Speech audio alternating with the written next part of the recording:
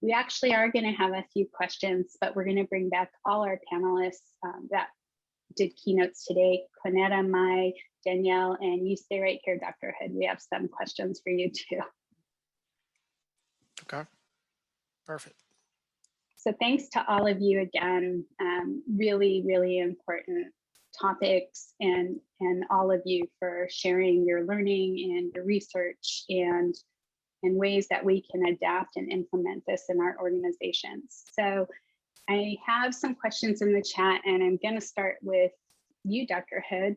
What are the long-term consequences if we ignore diversity and inclusion? I think to me, it's very clear. I think those organizations that are not prioritizing and investing in making sure that we're creating diverse, equitable, and inclusive environments, not only for our current employees, but our potential future employees, as well as those vendors that are coming through our procurement and those in our community, as well as our clients. We're not prioritizing it. I think our organizations are at risk of disruption. I think right now what we're finding is that community engagement, diversity, equity, inclusion, and ESG, if we're not investing in those clearly pose, I think, a risk to our organization's sustainability. But more importantly, I think it is a competitive advantage, because I think going forward, our future talent is wanting to work for organizations that are prioritizing this. There's an incredible war for talent that I think is only going to get more hyper vigilant going forward. So I think those organizations that are prioritizing this is going to have a competitive advantage over those that are not. I agree. And Quinetta, can you also take that question? What are the long-term consequences if we ignore diversity and inclusion? So as Anthony mentioned, we're in the same space. So he basically said, I was going to go the competitive advantage route.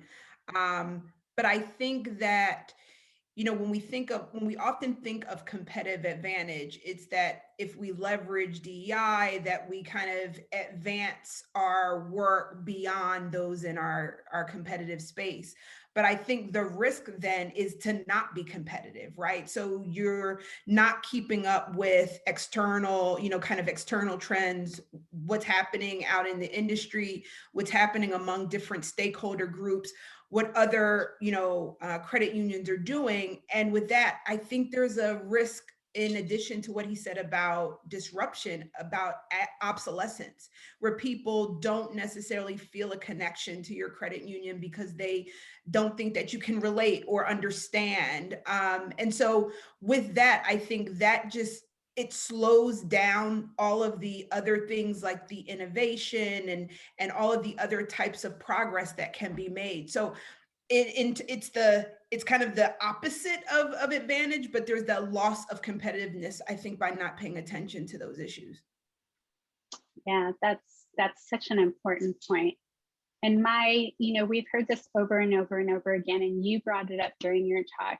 How do we embed this throughout the organization? Now, Anthony gave us all these pieces on where we need to look and how important it is to be a part of all these different verticals. What would you say to orgs that are just getting started or maybe have it in just one area? No, I also want to just kind of reflect on having a DEI lens, right, to everything that you do. And this applies to what we heard earlier in our session where Emma said that it's good business sense. It actually helps credit unions when they support their communities. She was referencing the foreclosure crisis, right? When so many people were out of work, they were losing their homes, and credit unions actually suffered.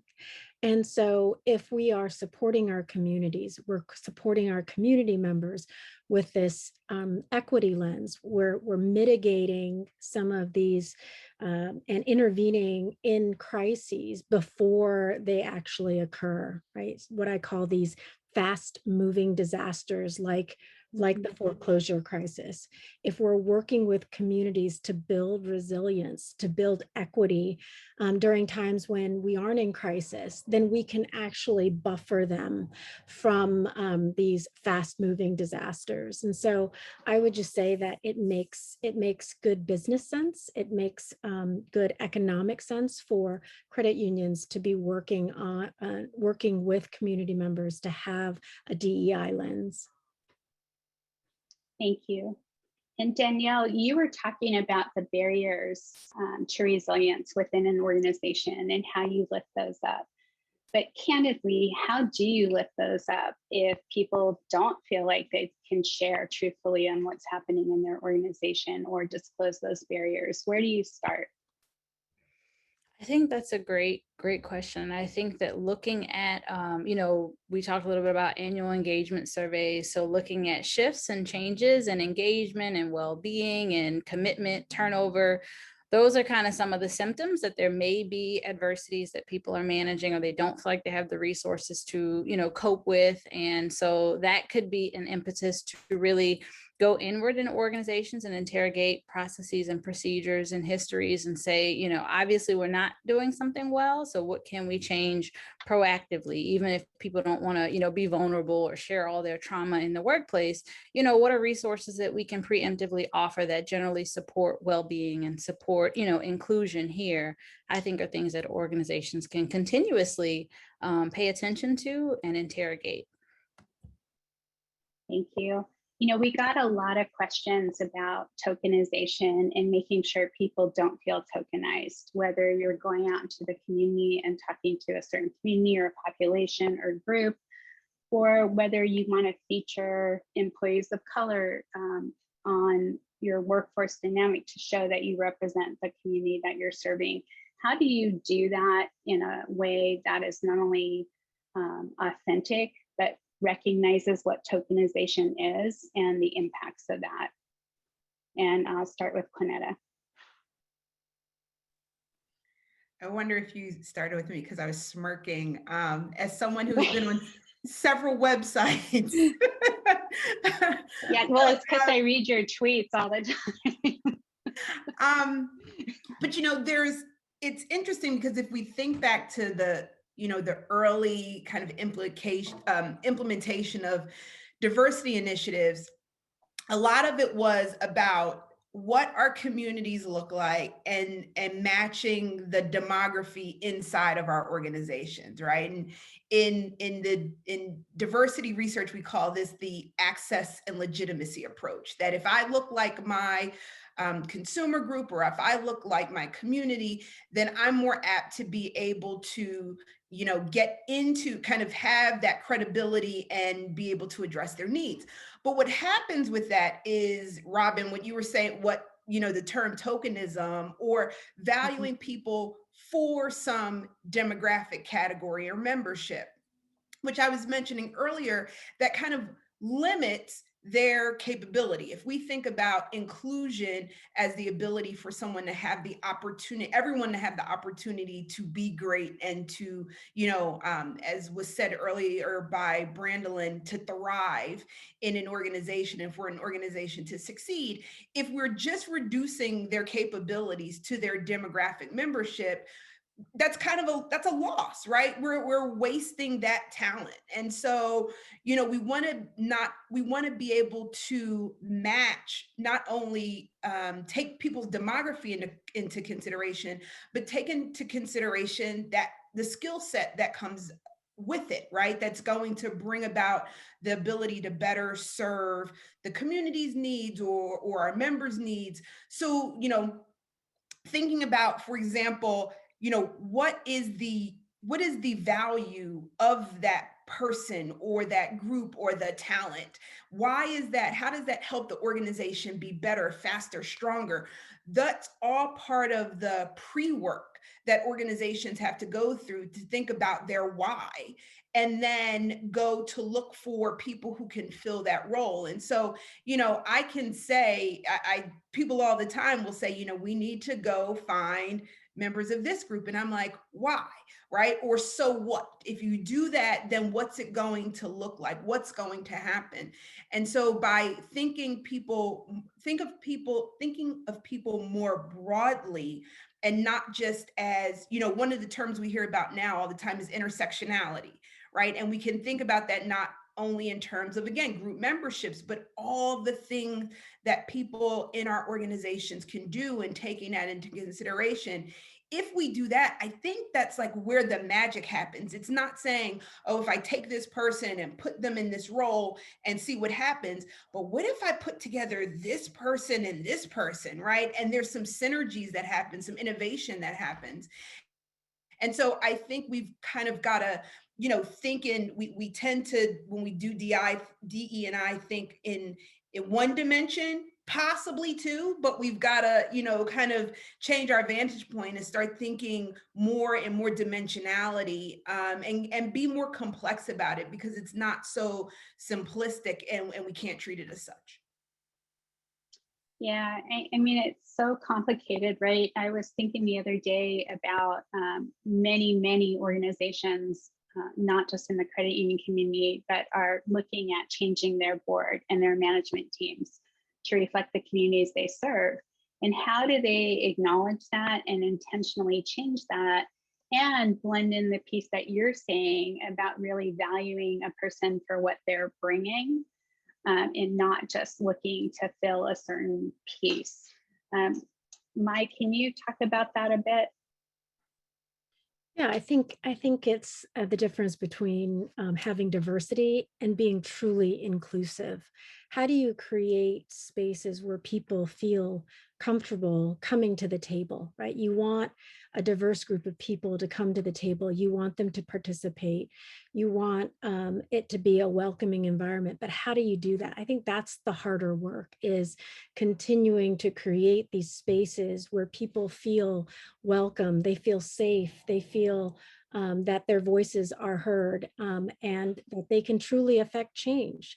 Institutions need to be willing to change.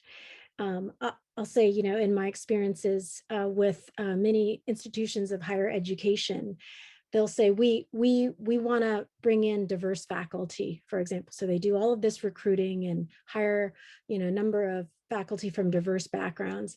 And then the faculty come and they say, well, we want to do this research that looks different than the traditional research that other faculty do.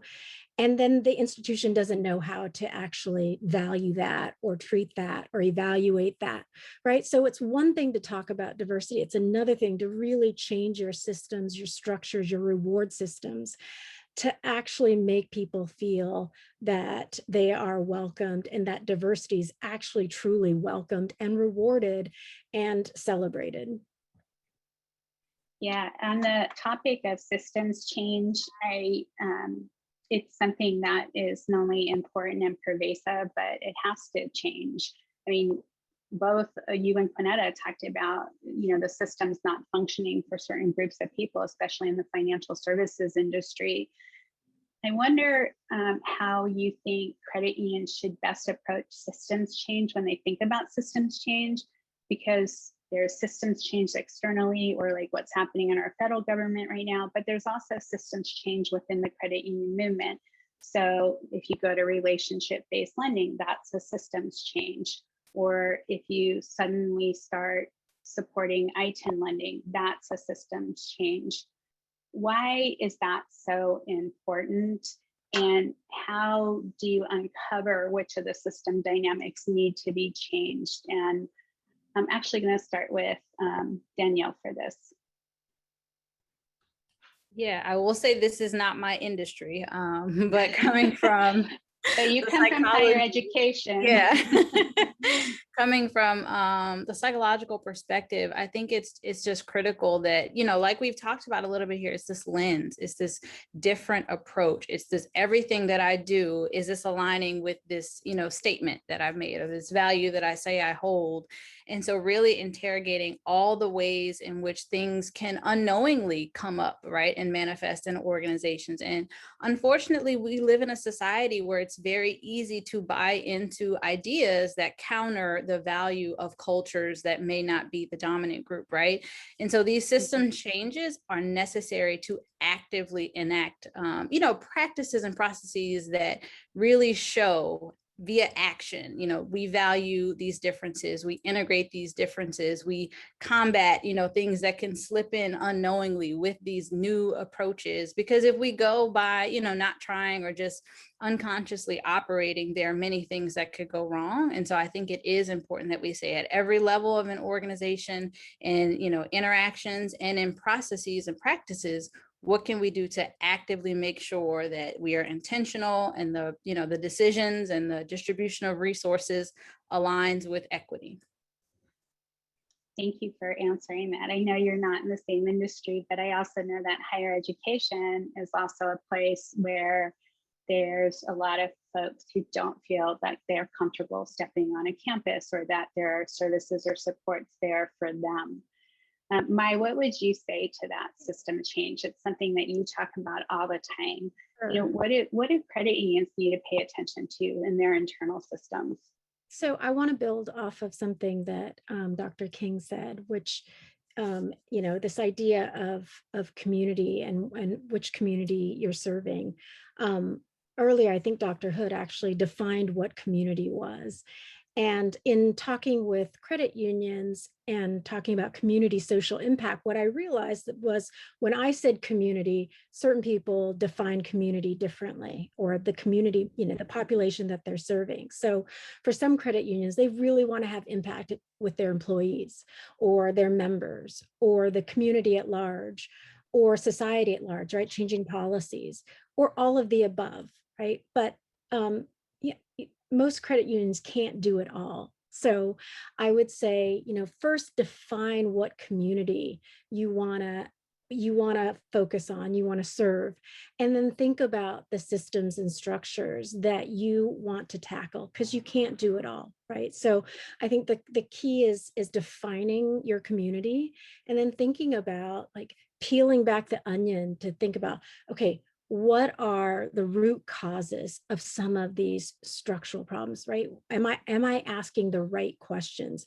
Am I trying to solve the right problems? Because sometimes we don't, right? We sort of look at what's kind of right in front of us, and we try to solve the problems that are right there, that are visible, but we're not truly getting at the root causes. And so I think focusing, narrowing, and then being strategic about who you're serving, and then focusing in on what the root causes are, can help you start to have systems change. Yeah, it's so important. Anthony, what do you say to communities? And this is something that I've faced in my work, and that I'm sure everybody who's involved, especially in community work and credit unions, have faced.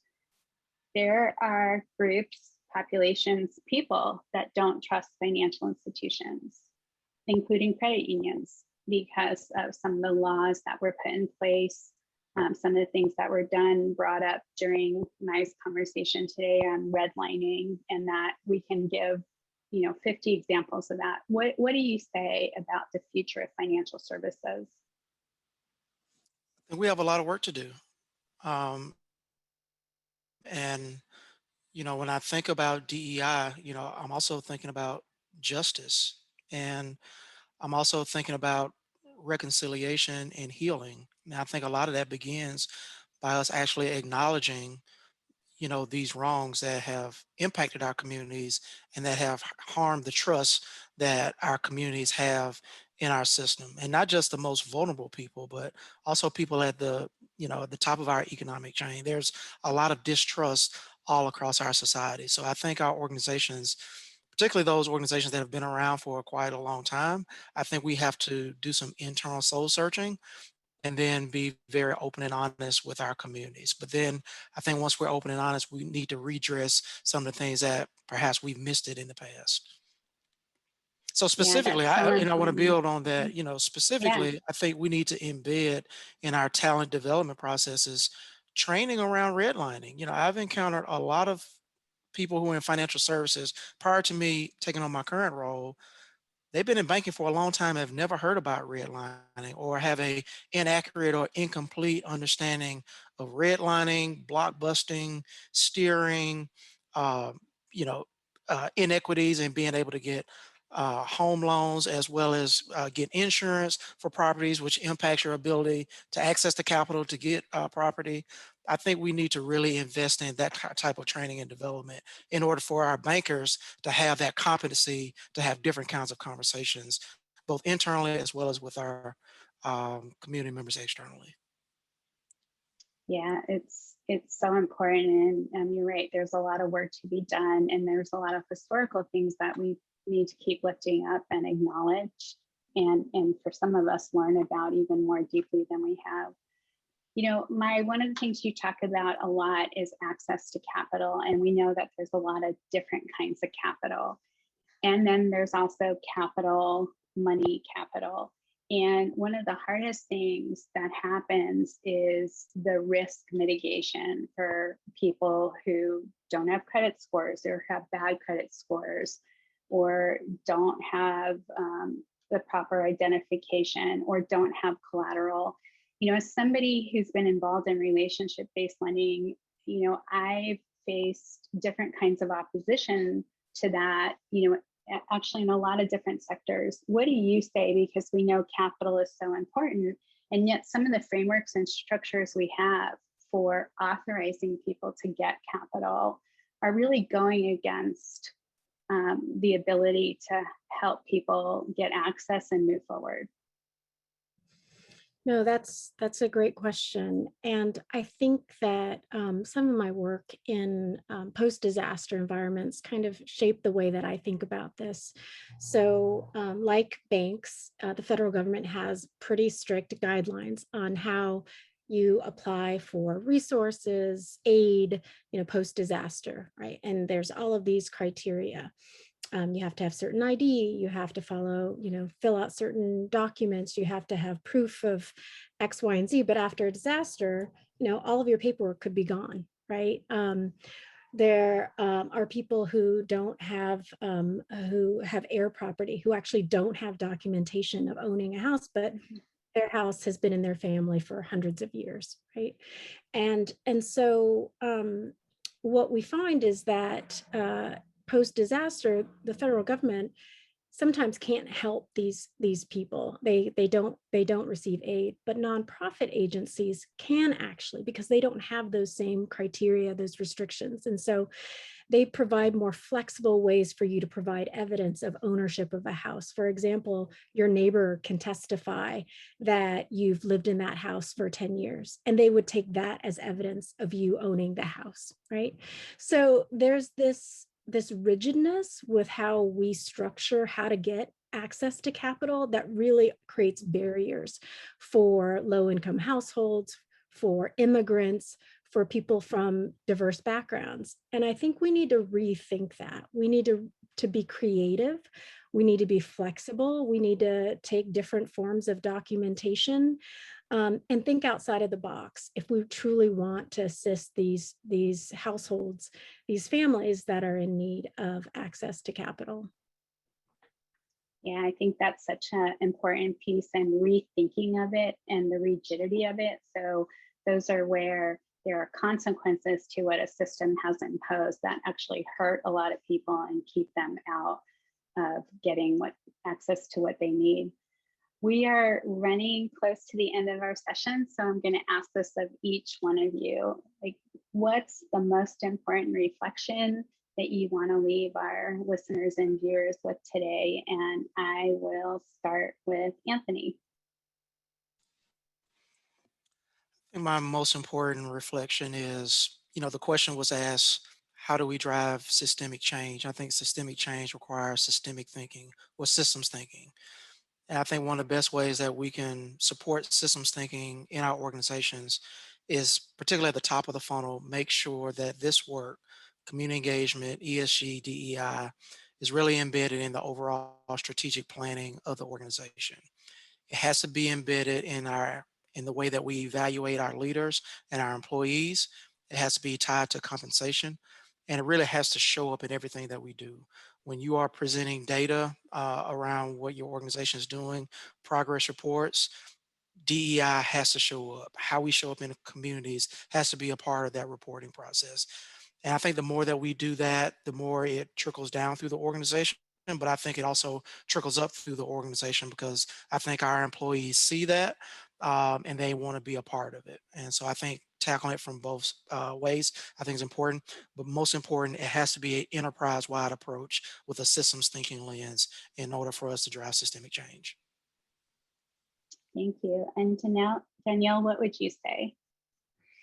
I would absolutely echo that and add one of my favorite authors is Ben Schneider, and he wrote this article called The People Make the Place. And I love for us to remember as organizations, as community members, that if we want companies to, be X or do X, then we need to take care of the people. And so the people, the decisions we make interpersonally, the practices that we engage in every single day are what make up what the organization is and what it becomes and how well it can serve and, make our world a better place. Thank you. Mike? I loved what somebody said earlier, that credit unions can differentiate by being hyper local. And I love that because I did talk about credit unions as being community development organizations, but credit unions can't compete on rates alone, right? The online lenders now are giving out incredibly low rates. I just bought a house at 2.8%, interest on a jumbo loan, right? This is unreal. I remember in the 1980s when my parents bought some land to build a house, I think their interest rate was something like 8%, right? Which is, we just wouldn't even think about that today. But what the big banks don't have and the online lenders don't have is this relationship and this community connectedness that credit unions have. And credit unions are hyper local. They serve their communities and they can be these trusted entities. Taylor and I talked about this. What if we thought about credit unions as like libraries where people felt really comfortable going into them? They could hang out there, right? It's a community space. So can we think about credit unions as this, this community organization, this community center where they're part of the community? Yeah, I think that's so important. I know some credit unions that actually use some of their offices as training space for nonprofits and other groups who can't afford to go outward and rent space, so that they are bringing folks in and saying, please come here and we'll help you. But thinking of it as libraries is just amazing. And finally, Quinetta, what do you say? I was reflecting on just kind of the day and then ending in this session. And we started out today talking about like actions and approaches to really amplify impact. But then as we move through the day and hearing more about, thinking about the credit unions being embedded within communities and the need for us to do this work enterprise wide, my wheels started turning because I started hearing more about, Maya mentioned transformation and thinking about it more in terms of this process or a journey. And so earlier, before we all came on here, Anthony said he had his 5 R's. So in this conversation, I actually heard 5 more R's. And so I think there is, Danielle, of course, mentioned resilience. And so the importance of focusing on that. Anthony mentioned reconciliation and focusing on the importance of that within our organizations. We could, focus on restoration and as we think about equity and justice and making sure that systems are in place to do so, and also redress. So being able to kind of right the wrongs and get back on course, or to figure out what that course is. I'm struggling with the 5th R, but I think what it is this recentering, because where, we're talking about connecting credit unions and communities. And so while we could focus on the credit union, we could focus on the community, I think the concentric circles, recentering our focus on the intersection between them is really what's going to be important moving forward. So that's my reflection on our discussion. So for tomorrow's open, we're going to quiz everybody on the 10 R's. And I was trying to write them down when you said them, but you're right, 10 R's, and they're all important and really critical to this work. So thank you to our panelists, Anthony, Danielle, Quinetta, Mai. You're so amazing and really, truly informative. And I feel so lucky, and I know all of you do too, to learn from these incredible change makers and leaders. Thank you so much for your time today. We really, really appreciate it.